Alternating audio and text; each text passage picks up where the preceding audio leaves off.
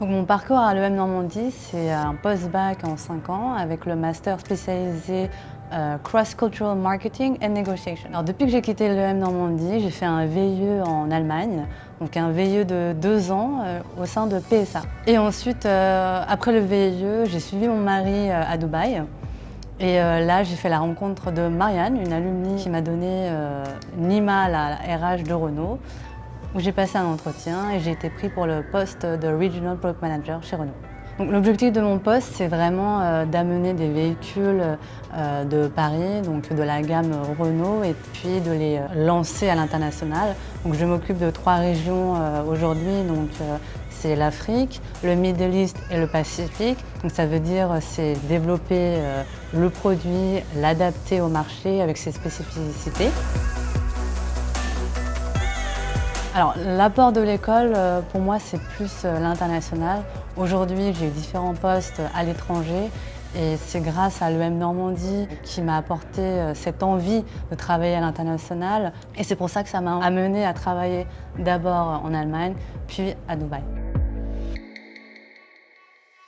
Il y a un cours qui m'a marqué, c'était celui de Linda, c'était un cours de négociation. Parce que dans ce cours-là, il fallait confronter d'autres étudiants internationaux qui n'avaient pas forcément la même culture. Et elle nous a vraiment appris à travailler et parler ensemble et négocier ensemble. Il y a 2 moments à l'EM Normandie qui m'ont marqué.